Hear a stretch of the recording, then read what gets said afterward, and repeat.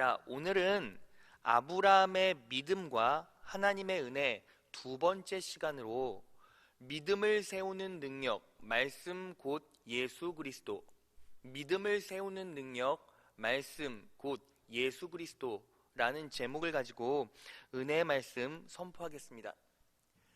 여러분, 창세기 15장에 아브라함은 두 가지 큰 두려움을 갖고 있었습니다. 우리가 지난주에 확인해 보았죠. 그것이 무엇이었습니까? 첫 번째는 보복의 두려움이었어요. 북방 4개 나라의 침입 때문에 자신의 조카 롯이 납치를 당했죠. 포로로 잡혀갔습니다. 그래서 그 4개 국가 가운데서 자신의 조카를 구해냈죠. 그런데 구해낸 순간 그 적들에게 등을 진 거예요. 그래서 보복의 두려움이 항상 아브라함에게 있었습니다. 그리고 두 번째 두려움이 무엇이었습니까? 무자였죠. 자식이 없었습니다. 그래서 그런 두려움의 후유증과 그 두려움 때문에 여러 가지 부작용이 있었죠. 아브라함은 하나님께 불평했습니다. 제가 축복의 자녀 맞습니까? 부유하고 건강한 삶을 살아가는 하나님의 자녀가 맞습니까? 하나님께 불평했고 매 순간 보복의 압박감을 겪으면서 살아야만 했어요. 그런 중에 하나님께서 아브라함에게 역사하셨죠. 은혜를 베풀어 주셨습니다. 그래서 아브라함은 그 놀라운 은혜로 하나하나 믿음의 조상으로 빚어져 가고 있었습니다. 지난주에는 어떻게 하나님께서 아브라함에게 역사하시고 두려움을 이기게 하셨는지에 대한 말씀의 진리를 알아봤죠. 오늘도 지난주와 맥을 같이 합니다. 오늘은 지난주에 알아본 것 외에 두 가지를 더 살펴볼 거예요. 여러분들이 이 자리에서 느끼고 있는 이 감정이 아브라함과 비슷합니까? 상황의 어려움 때문에 궁지로 몰려진 감정을 가지고 있습니까? 혹은 신앙생활을 열심히 하지만 왜 나는 축복의 자녀로 살아갈 수 없는가? 왜 나는 부유하고 건강한 삶을 살아갈 수 없는가? 라는 부분 때문에 불평이 터져나오고 두려움이 많은 성도 있습니까? 오늘 말씀 가운데 놀라운 하나님의 은혜에 집중해 보십시오. 그러면 하나님께서 이 부분에 대해서 여러분들에게 응답해 주시고 놀라운 축복을 쏟아부어 주실 것입니다. 믿으십니까? 자, 오늘 성령 하나님께서 우리에게 허락하신 이 말씀의 진리는 두 가지입니다. 자, 첫째, 믿음이 흔들릴 때마다 정직하게 아뢰라는 겁니다. 그럴 때 은혜의 말씀으로 답해 주십니다. 여러분, 오늘 두려움에 빠진 아브라함에게 하나님께서 뭐라고 말씀하십니까? 창세기 15장 1절 말씀입니다. 아브라함아, 두려워 말라. 나는 너의 방패요 너의 지극히 큰 상급이다 라고 말씀해 주셨죠. 그런데 아브라함은 이 말에 어떻게 반응했습니까? 창세기 15장 2절에서 3절을 보면 이렇게 나와 있어요. 아브라함이 여쭈었다. 주 나의 하나님, 주님께서는 저에게 무엇을 주시렵니까? 여러분, 하나님께서는 아브라함에게 이미 모든 것들을 다 주셨고 자손까지도 약속으로 보증해 주셨어요. 그런데 아브라함이 하나님께 저에게 무엇을 주시렵니까? 라고 불평해요. 여러분, 이 말 뜻은 무엇입니까? 내 성에 차지 않는다는 거죠. 그러면서 이렇게 대안을 말합니다. 저에게는 자식이 아직 없습니다. 저의 재산을 상속받을 자식이라고는 다마스쿠스 녀석 엘리에셀 뿐입니다. 주님께서 저에게 자식을 주지 않으셨으니 이제 저희 집에 있는 이 종이 저의 상속자가 될 것입니다. 하나님께, 하나님, 저에게 도대체 뭘 줄 건데요? 저는요, 안 주시면 제 방법대로 살아갈 겁니다. 대안이 마련되어 있습니다. 라고 하나님께 불평했어요. 여러분들이 보시기에 아브라함의 모습이 어떻습니까? 당연히 꼴불견일 수도 있고, 아니 믿음의 조상이라면서 왜 저런 모습을 보이지? 참 웃기고 기가 막힐 노릇이다 라고 생각할 수도 있어요. 일견 그 말이 틀린 건 아니죠. 그런데 중요한 사실이 하나 있어요. 여러분, 이 이면에는 아브라함의 마음을 들여다볼 수 있는 이 상황들이 있습니다. 여러분, 창세기 15장이 왜 아브라함에게 그렇게 중요하고 우리에게 중요한지 아십니까? 아브라함이 하나님께 자신의 속내를 겉으로 드러낸 첫 번째 장면이에요. 창세기 12장 75세에 부름받았습니다. 그리고 15장 85세까지 하나님께서 아브라함을 부르시고 명령하셨을 때 아브라함은 수동적이고 피동적으로 반응했어요. 그런데 오늘 본문 말씀 가운데서 드디어 아브라함은 이게 불평이던 의심이던 자기의 속내를 정직하게 드러냈다라는 거죠. 여러분, 여기서 우리가 어떤 통찰력을 얻어가야 합니까? 여러분, 우리는요, 인생을 살아가면서 하나님이, 예수님이 믿겨지지 않을 때도 있어요. 신앙생활을 하면서 내가 이렇게 신앙생활 열심히 하는데 왜 하나님께서는 나를 축복하시지 않지? 왜 나에게 부요와 건강을 허락하시지 않지? 라고 투정하고 볼멘 소리를 할 때도 있습니다. 그런데 중요한 건 그 투정과 그 의심의 소리를 누구에게 하냐는 거예요. 여러분, 아브라함은요, 다른 사람에게 말하지 않았습니다. 아브라함은요, 자기의 속내, 자기의 아픔, 자기의 고통을 하나님께 정직하게 아뢰었다라는 거예요. 여러분, 이 시대를 살아가는 그리스도인의 가장 큰 문제가 무엇입니까? 인생을 살다 보면 불안감이 올 때가 있고 두려움이 올 때가 있어요. 그래서 하나님 보기에 합당한 삶을 살지 못하고, 그리고 하나님을 미워할 때도 있습니다. 그런데 문제는 뭐예요? 그런 상황이 있고 정말 안 믿어지면, 예수님이 안 믿어주면, 하나님의 은혜가 안 믿어지면 누구에게 물어야 돼요? 정직하게 하나님께 묻는 게 맞죠. 그런데 이 시대를 살아가는 그리스도인들은 어때요? 하나님께 묻지 않아요. 자기 아픔을 주변 사람에게 토로합니다. 내 남편에게 말하고, 내 아내에게 말하고, 심지어는 자식들, 회사 동료들, 술자리에서까지 불평의 소리를 쏟아놔요. 내가 10년 동안, 20년 동안 열심히 신앙생활했는데 남는 게 아무것도 없어. 하나님 없어. 믿어봤자 아무 소용없어. 그 불평과 불만과 염려와 근심을 다 토로하는 순간 여러분들은 가족들에게 여러분들의 두려움을 말하게 되는 것이고, 그 두려움은 여러분들이 지금 꾸려나가고 있는 가족 수만큼 확장되게 돼요. 여러분, 여러분들이 뱉어내는 독소 같은 이야기들이 결국 무엇을 남깁니까? 선한 것을 남깁니까? 선한 열매를 남깁니까? 아무것도 남기지 않는다는 거죠. 여러분, 진짜 비겁한 것은 불평을 털어놓지 않는 것이 아니라 정직하게 용기 있게 말하지 않는 것이 더 비겁해요. 아브라함은 어때요? 아브라함은 믿어지지 않았으면 정직하게 얘기했습니다. 불평이 마음 가운데 막 응어리져 있고, 이 감정의 덩어리들이 자신을 미치게 만들었을 때 10년 동안 하나님께서 말씀만 하셨지만 표지로 응답을 보여주시지 않을 때 답답한 마음을 어떻게 해요? 하나님께 정직하게 토로했다고요. 여러분, 우리는 무엇을 알아야 합니까? 어렵습니까? 믿어지지 않습니까? 힘듭니까? 그러면 정직하게 하나님께 아뢰십시오. 그럴 때 하나님께서 놀라운 은혜로 답해 주십니다. 믿으십니까? 여러분, 개인 심리학의 아버지 알프레드 아들러라는 분은 이런 말 했어요. 아무것도 하지 않으면 아무 일도 일어나지 않는다. 여러분, 우리 삶을 보세요. 우리는요, 변화를 원합니다. 어떤 새로운 일, 좋은 일, 행복한 일들이 우리의 인생 가운데 임하기를 원해요. 그런데 우리는 아무것도 하지 않아요. 그런데 참 감사하고 놀라운 일들이 있어요.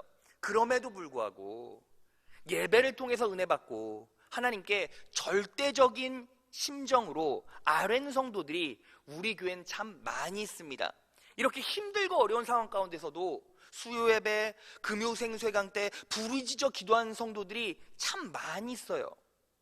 여러분, 몇 주 전이었죠. 한 성도님이 설교를 마치고 강단에서 내려왔는데 절 붙잡고 목사님, 저를 위해 기도해 주세요 라고 한마디를 던지시는 거예요. 얼굴 표정을 봤는데 눈물이 그렁그렁해요. 그래서 제가요, 그분께 어떤 기도를 해드릴까요? 기도 제목이 뭡니까? 라고 여쭤봤어요. 그랬더니 그 성도님이 저에게 이런 말씀을 하세요. 목사님, 신앙의 본질이 흔들려요. 제가 깜짝 놀랐습니다. 왜냐하면 제가 그분을 알거든요. 그분은 누구보다 성실하게 하나님의 영광을 위해서 사역 충실히 감당하고 있는 귀한 분이세요. 근데 그렇게 오랜 기간 우리 교회에서 신앙생활을 해왔음에도 불구하고 그런 말씀을 하시는데 처음에는 놀랐지만, 여러분, 제가요 그 성도님을 보고 어떤 감정을 솔직히 느꼈는지 아십니까? 아니, 왜 수십 년 동안 신앙생활 했는데 왜 그런 말을 하시지?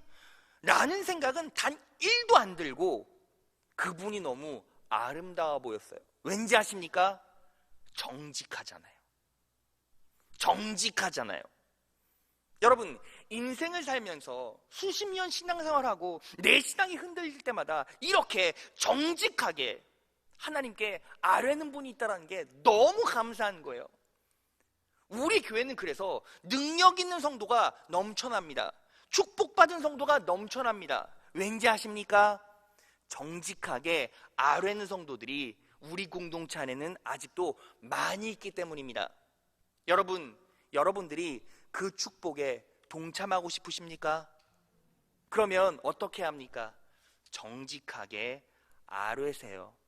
하나님은 약한 자들을 사랑하십니다. 믿으십니까?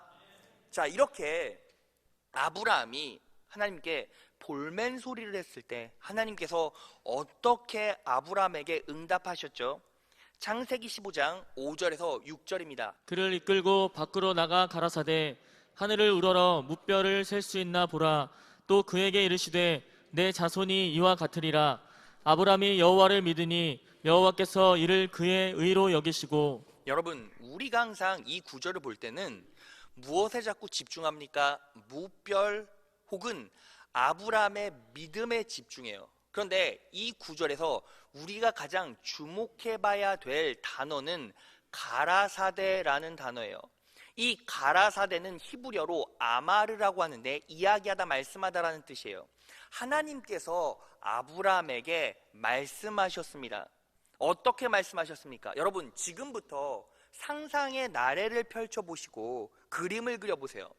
한밤중이었습니다. 하나님께서 아브라함에게 임하셨어요. 그리고 아브라함을 한밤중에 밖으로 끌고 나오셨습니다. 그리고 그의 시선 가운데 하늘을 쫙 펼쳐내신 후에 무별, 많은 별들을 보여주셨어요. 이 별들을 하나하나 가리키면서 하나님께서 아브라함에게 자신의 은혜와 계획들을 하나하나 설명해 주셨어요. 그리고 아브라함은 설득되었습니다. 그 모습을 보고 하나님께서는 아브라함을 의롭다 여기셨죠. 그러면 여러분들은 여기에서 어떤 그림이 그려지십니까? 아브라함의 시선에 쫙 펼쳐진 하늘, 그리고 그 하늘 가운데 박혀진 별들, 하나님의 설명. 여러분, 이건 정확하게 성경 공부를 시키고 있는 거예요. 아브라함을 불러놓고 성경 공부, 말씀으로 아브라함을 설득하고 있는 겁니다. 목사님, 너무 자기적이지 않습니까? 그렇지 않습니다. 오늘 본문의 하늘은 결국에는 무엇을 상징합니까? 자, 시편으로 가볼까요? 시편 19편 1절입니다. 하늘이 하나님의 영광을 선포하고 궁창, 창공이 그 손으로 하신 일을 나타내는도다. 여러분, 하늘이 하나님의 영광을 선포하고 궁창, 창공이 그 손으로 하시는 일을 나타낸대요. 여러분, 하나님의 영광을 선포하고 있고 하나님의 하신 일을 나타내는 것이 도대체 무엇입니까? 성경이죠. 그렇지 않습니까? 성경은 하나님의 영광을 나타내고 하신 일을 드러내죠. 그러니까 하늘은 정확하게 성경을 예표하고 있고, 별은 무엇을 예표하고 있습니까? 별은 약속, 사인, 표지를 나타내요.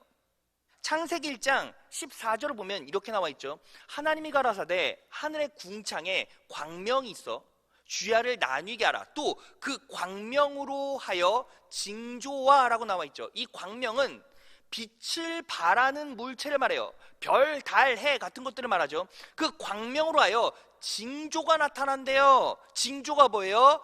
표적, 표시, 사인이에요. 그러니까 별을 통해 하나님의 약속, 표적, 표시가 나타난다는 거죠. 그래서 여러분, 예수님께서 탄생하시고 동방박사가 예수님을 찾아갈 때 이 표시를 봅니다. 이 표시가 뭐였어요? 하늘에 뜬 별이었죠. 그래서 마태복음 2장 2절에 이렇게 나와 있죠. 유대인의 왕으로 나신 이가 어디 계시뇨? 우리가 동방에서 그의 별을 보고 그에게 경배하러 왔노라 하니. 자, 동방박사가 예수님을 찾아갈 때 별을 표적, 표시, 사인 삼아서, 약속 삼아서 갔다는 거예요. 그러니까 하늘의 별은 결국 무엇을 예표합니까? 성경 안에 있는 우리에게 주신 표지, 약속들을 예표하죠.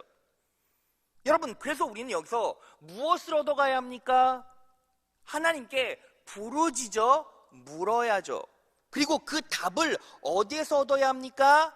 말씀을 통해 얻어야 된다는 거예요. 말씀을 통해 응답 받아야 된다는 거죠. 믿으십니까? 여러분, 이것을 정확하게 예표하고 있는 사건이 신약시대에 하나도 나옵니다. 누가복음 24장에 보면 엠마오로 가는 두 제자가 나와요. 이 두 제자는 수심이 가득했습니다. 근심이 넘쳤습니다. 바로 예수님이 돌아가셨기 때문이죠. 여러분, 그 엠마오로 가는 제자들을 바라보고 예수님께서 부활하신 후에 그 제자들 곁에 나타나십니다. 그리고 무슨 일이 있느냐라고 그 두 제자에게 물어보세요. 그런데 이 두 제자가 뭐라고 말합니까? 누가복음 24장 20에서 21절이에요. 그런데 대제사장들과 우리 지도자들이 그분을 주께 넘겨주어 십자가에 못 박았습니다. 우리는 이스라엘을 구원할 분이 바로 그분이라고 기대했습니다. 뿐만 아니라 이 일이 일어난 지가 3일째입니다. 여러분, 엠마오로 가는 두 제자는요, 근심이 넘치고 수심이 가득했어요. 왠지 아십니까? 예수님이 십자가에 못 박혀 돌아가셨잖아요. 그들은 예수님이 정치적이고 군사적인 메시아로 이 땅에 온 줄 착각하고 있었어요. 그들은 예수님께서 로마의 압제를 무너뜨리시고 로마 정부를 함락시키고 결국 자신들을 구원해 줄 믿고 있었죠. 그런데 그분이 십자가에 못 박혀 돌아가신 거예요. 그러니까 수심이 가득했습니다. 걱정이 넘쳤어요. 그래서 하나님의 전이 있었던 예루살렘을 떠나 이제 인생길, 자기 갈 길 가는 거죠. 엠마오로 가고 있었습니다. 그때 예수님께서 그들을 어떤 방법으로 설득하셨습니까? 누가복음 24장 27절입니다. 예수님께서 모세로부터 시작하여 모든 예언자를 들어 예수님에 관한 성경 말씀을 제자들에게 설명해 주셨습니다. 여러분, 그냥 예수님께서는 제자들 앞에 나와서 야, 내가 너네들이 찾던 예수야. 야, 내 손에 못자국을 봐. 나 예수라고, 나 부활했어 하면 끝나요. 그렇죠? 그런데 예수님께서 어떻게 그들을 설득하셨죠? 예수님에 관한 성경 말씀을 제자들에게 설명해 주셨죠. 그때 제자들이 어떻게 반응했습니까? 누가복음 24장 32에서 33절이에요. 그들이 서로 이야기했습니다. 길에서 예수님께서 우리에게 말씀하시고 성경을 풀어주실 때에 우리 마음이 불타는 것 같지 않았는가? 그 두 제자가 일어나서 예루살렘으로 돌아갔습니다. 예수님께서 성경을 하나하나 풀어주셨을 때 그들은 인생의 행로를 다시 예루살렘으로 꺾어내었죠. 무엇을 예표합니까? 예수님께서 부활하시고 승천하신 이후에는 우리가 예수님을 가시적으로 볼 수가 없어요. 그래서 하나님께서 어떻게 우리에게 응답하십니까? 말씀을 풀어주심으로 그 은혜, 그 진리의 원리로 우리에게 응답해 주신다는 거예요. 믿으십니까? 자, 그래서 우리는 앞으로 어떻게 살아야 합니까? 두려움이 많아요. 의심이 품어집니다. 하나님이 안 계신가? 왜 내 삶은 이렇지? 왜 내 삶은 이렇게 꺾여가지? 나도 이제 하나님의 품을 떠나 엠마오로 가야 되나? 라는 생각이 들 때 우리는 뭐 해야 합니까? 정직하게 하나님께 아뢰십시오. 하나님, 이게 힘듭니다. 이게 불편합니다. 전 이게 믿어지지 않아요. 이게 의심이 됩니다. 어떻게 살아야 되는지 몰라요. 조목조목 다 물어보시고, 그리고 무엇을 통해? 풀어주시는 말씀을 통해 응답을 받아야 합니다. 그럴 때 우리는 어떻게 됩니까? 흐뭇해져요. 왜? 그 약속은 실현된 것이니까요. 하나님 편에선 이미 끝난 거기 때문에 그 약속으로 온전히 설득된 자는 두렵지 않습니다. 걱정되지 않습니다. 왜? 약속이 이루어지는 건 시간 문제이기 때문이에요. 여러분들은 그 약속 붙잡고 살아가고 있습니까? 하나님께 온전히 아뢰며 정직과 신실함으로 하나님께 기도하고 있습니까? 여러분, 이렇게 힘든 시기에 우리는 무엇을 회복해야 합니까? 기도 생활을 회복해야죠. 말씀 생활을 회복해야죠. 여러분, 우리가 예배 시작하기 전에 영상 봤잖아요. 아직도 너무너무 감사한 일, 그렇게 부르짖어 기도하는 성도님들이 계시고 리더십들이 있기에 하나님 나라는 단단해지고, 더 중요한 것, 하나님께서 그 사람을 사용하실 때는 그냥 사용하시지 않고 그 인생 가운데 놀라운 은혜와 축복을 쏟아 부어 주시고 그 남은 힘으로 결국 하나님의 일을 감당하게 하세요. 내 있는 거 없는 거 전부 다 뽑아내서 이거 해라. 하나님은 그러시는 분이 아니에요. 그러면 우린 뭐 해야 합니까? 하나님의 놀라운 은혜에 적극적으로 반응해 보세요. 이제 기도 생활을 회복하고 말씀 생활을 회복하세요. 여러분, 매주 유튜브에 설교가 올라와요. 여러분들이 주일날 한번 들었죠? 까먹습니다. 여러분, 제가요 유튜브에 올라가는 설교들 어떻게든 조금 짧게 편집을 해요. 성도들이 듣기 용이하게. 그러니까 우린 뭐 해야 합니까? 말씀을요 한 번, 두 번, 10번, 100번도 들어야 돼요. 그렇게 들을 때 내 마음에 믿음이 단단해지고 하나님의 약속이 기억나고 하나님의 치유의 능력이 기억나고 말씀의 원리가 나도 모르게 습관화되고 적용이 됩니다. 그럴 때 능력 있는 인생을 살아갈 수 있어요. 아브라함은 그 순간 말씀에 설득돼서 믿었습니다. 하나님께서는 의롭다 여기셨고 그 인생은 드디어 축복의 길로 나아가게 되었습니다. 여러분들도 이제 2021년도 절반이 흘렀잖아요. 뭐 해야 합니까? 기도 생활을 회복하십시오. 기도의 자리에 나오십시오. 말씀이 들리는 곳에 있으십시오. 말씀의 원리로 살아가십시오. 그럴 때 아브라함의 축복을 누릴 수 있게 될 것입니다. 그렇게 살아가신 여러분 되시기를 진심으로 축원합니다. 자, 둘째, 결국 모든 성경은 예수님의 은혜로 향하고 있습니다. 그러므로 예수님을 통해 아브라함의 축복을 소유하라는 거예요. 여러분, 오늘 본문 말씀은 하나님께서 아브라함에게만 주신 은혜 약속입니까? 아니요. 따라해 볼까요? 나에게 주신 약속, 나에게 주신 축복, 나에게 주신 능력. 자, 오늘 본문 말씀은 여러분들에게 주신 축복의 약속이에요. 여러분, 이 축복의 약속은 결국 누구를 통해서 우리에게 옵니까? 예수 그리스도를 통해 온다는 거죠. 그래서 오늘 본문 말씀 안에는 곳곳에 예수 그리스도를 정확하게 지칭하는 표현들이 많이 있어요. 오늘 본문 말씀을 전체적으로 훑어보면 오늘 본문 말씀 전부는 예수 그리스도를 말하고 있다는 거죠. 자, 확인해 보겠습니다. 창세기 15장 5절입니다. 그를 이끌고 밖으로 나가 가라사대 하늘을 우러러 무별이요 many stars, 많은 별이에요. 많은 별. 하나님께서 아브라함을 이끌고 밖으로 나가 가라사대 하늘을 봐, 많은 별을 셀 수 있나 보라.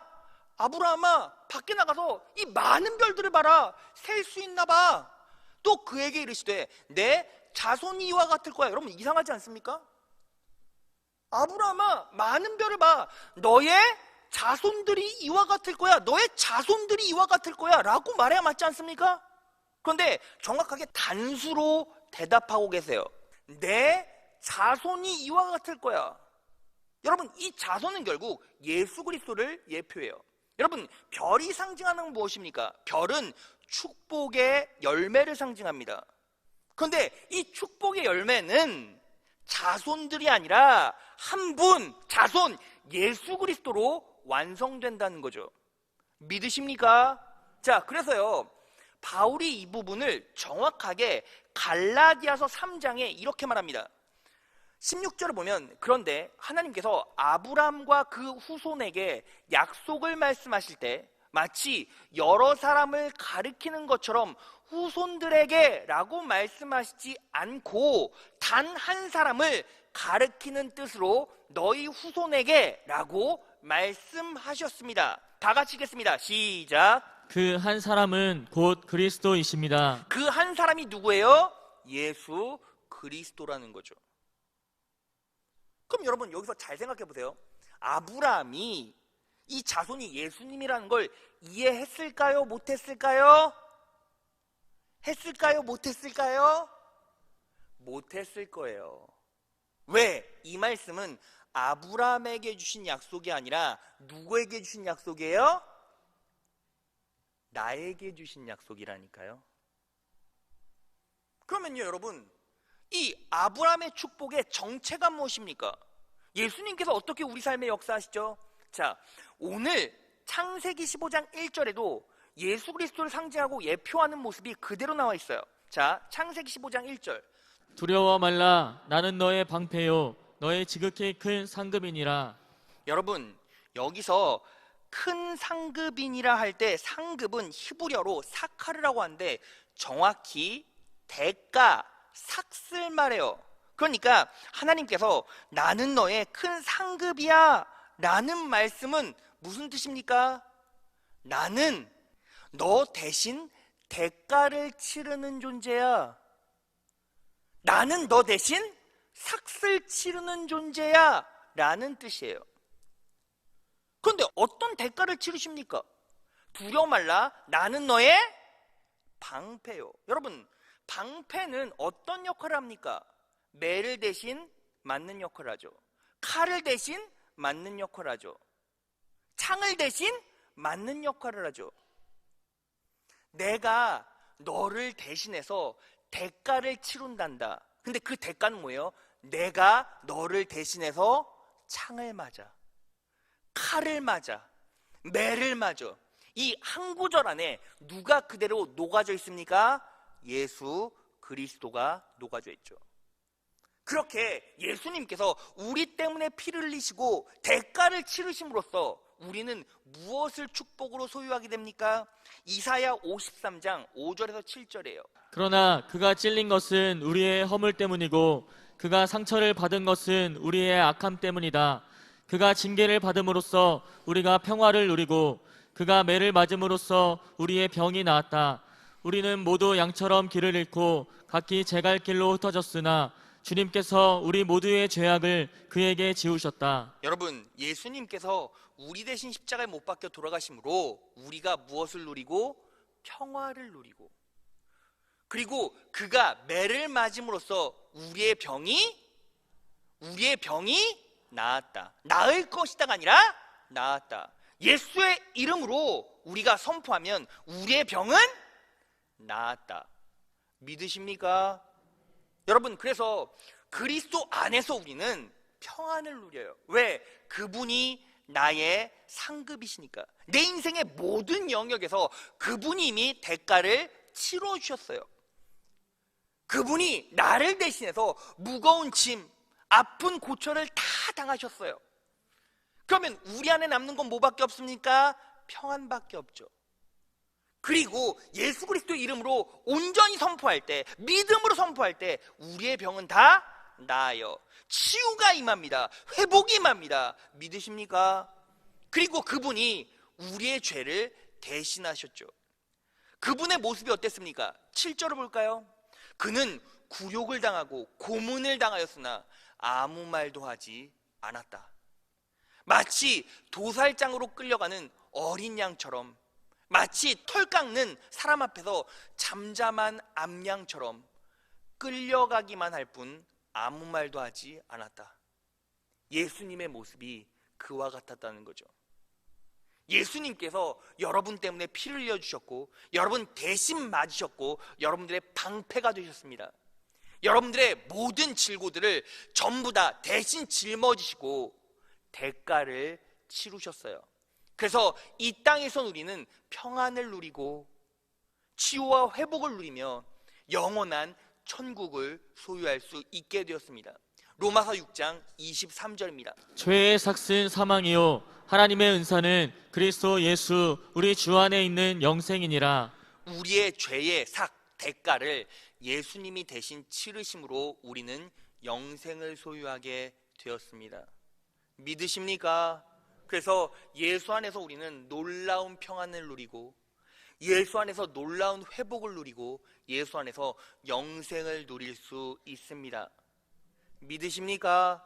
그리고 마지막으로 또 하나 예수 그리스도를 통해서 우리가 누릴 수 있는 게 하나가 있습니다. 한번 따라해 볼까요? 인생에서의 승리, 인생에서의 승리, 인생에서의 승리를 누릴 수 있어요. 여러분, 창세기 14장에 아브람이 조카 롯을 구해서 올 때 누가 아브람을 맞이했죠? 살렘왕 멜기세덱이죠. 살렘왕 멜기세덱은 결국 누구를 또 예표합니까? 예수 그리스도를 예표해요.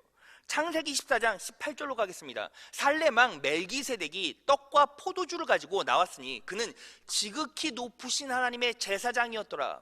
신약에서 하나님의 제사장 되시고 떡과 포도주를 나누어 주신 유일한 분이 누구십니까?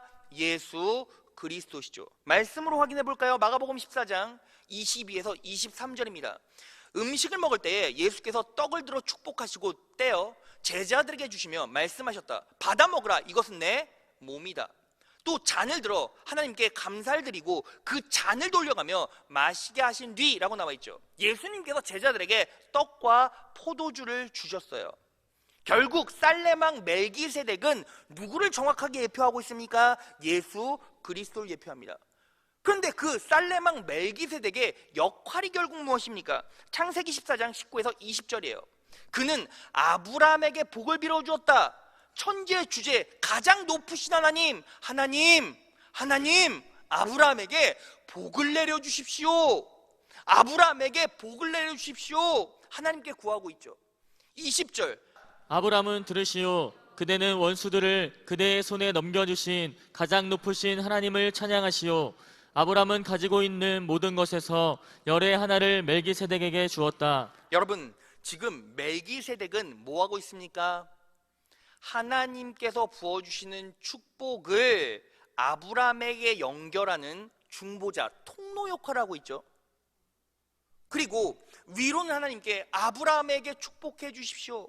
그리고 밑으로는 아브라함에게 하나님이 당신에게 축복해 주시는 존재임을 인식하십시오. 요거 얘기하고 있어요. 결국 뭐하고 있습니까? 예수님은 축복의 통로가 되신다는 거예요. 믿으십니까? 그래서 결국 예수 그리스도를 바라보면 우리는 무엇을 인식해야 합니까? 여러분, 예수 그리스도의 십자가의 사건은 이미 완결되고 완성된 사건이에요. 이미 예수님께서 우리에게 복을 허락하셨습니다. 믿으십니까? 예수님께서 우리에게 무엇을 주셨어요? 이미 승리를 주셨어요. 그러면 우리는 무엇을 확인해야 되죠? 십자가의 구속의 은혜를 통해서 평안을 소유하고 승리를 바라보면 그 약속은 우리의 인생 가운데 실제로 일어나게 된다는 거죠. 믿으십니까? 자, 말씀 정리해 보겠습니다. 오늘 아브라함의 믿음과 하나님의 은혜 두 번째 시간은 믿음을 세우는 능력 말씀 곧 예수 그리스도예요. 여러분, 지금 이 상황이 어떻습니까? 코로나가 끝날 듯 하지만 또 위기가 찾아오고 어려움이 찾아와요. 많은 경제학자들이 이 코로나 사태가 끝나도 짧게는 5년, 10년 동안은 이 코로나의 영향 때문에 재정적으로, 경제적으로, 그리고 환경적으로 타격을 입을 거래요. 그리고 우리가 죽는 그 순간까지 마스크를 벗지 못할 수도 있대요. 이렇게 힘든 상황들이 계속 옵니다. 그러면 우리는 상황만 바라보게 되면 어때요? 두려울 수밖에 없죠. 상황만 바라보게 되면 내 은행 통장과 계좌, 내 사업 상황, 내 사업의 과정들, 내 가정들만 바라보면 우리는 한숨만 날 때가 있고 갑자기 두려움이 엄습할 때가 많이 있어요. 건강이 무너지고 나이가 들어가면서 또 내 육체의 구조 중 하나가 삐끄덕거리고 그럴 때마다 또 두렵고 힘들 수가 있죠. 그런 상황들이 계속 옵니다. 삶의 압박감 때문에 구석에 몰린 듯한 느낌을 들고 경쟁자에게 보복은 당하지 않을까 이런 생각이 들 때도 참 많이 있죠. 그런데 여러분, 그럴 때마다 우리는 무엇을 붙잡아야 합니까? 말씀을 붙잡아야 되고 내 믿음이 흔들리지 않도록 세워야죠. 그러면 그 흔들리지 않는 믿음을 소유하기 위해서 우리는 무엇을 바라봐야 되고 무엇을 해야 합니까? 믿겨지지가 않으면 하나님의 은혜가 보이지 않으면 정직하게 하나님께 아뢰야죠. 하나님, 믿어지지가 않아요. 신앙생활을 그렇게 오래 했지만, 그렇게 열심히 신앙생활 10수년 했지만 믿어지지가 않습니다. 답답합니다. 제가 축복의 사람 맞습니까? 아브라함처럼 부유하지도 못하고 건강하지도 못한 인생이 지속되는데 정말 답답해서 미칠 지경이에요. 하나님께 정직하게 아뢰야죠.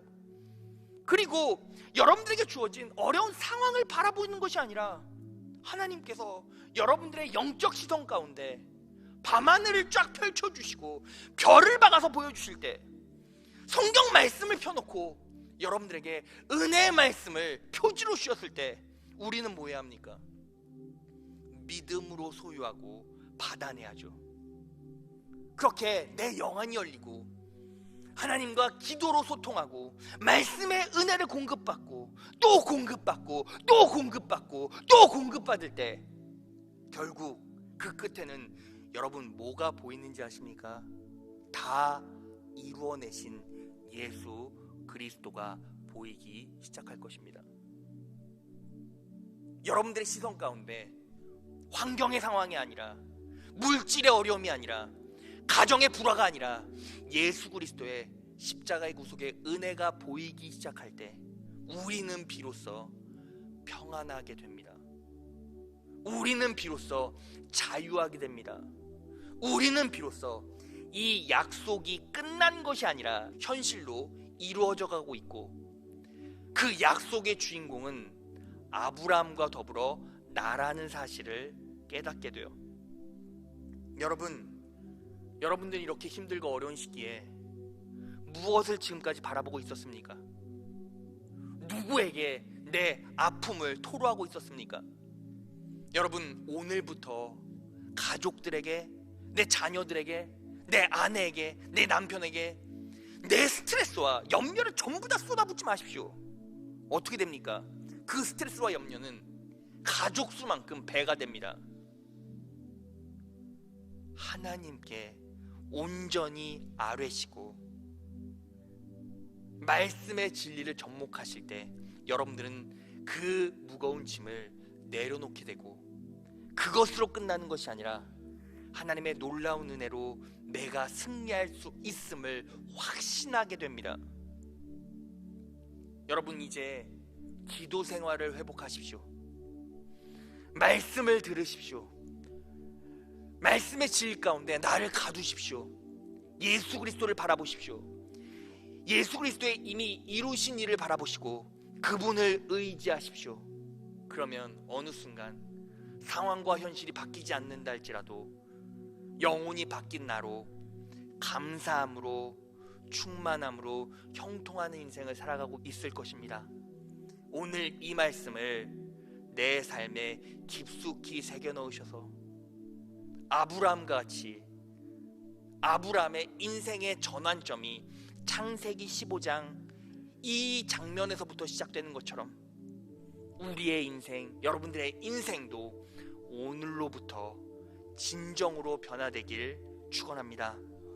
오늘 이 말씀을 통해 능력 있는 그리스도인, 살아 뻗어나가는 그리스도인, 절대로 흔들리지 않는 그리스도인, 절대로 넘어지지 않는 그리스도인, 넘어져도 다시 일어나는 그리스도인으로 살아가십시오. 하나님의 놀라운 은혜가 여러분들을 보호하고 계십니다. 이 말씀을 부여잡고 한 주간도 승리하신 여러분 되시기를 진심으로 축원합니다.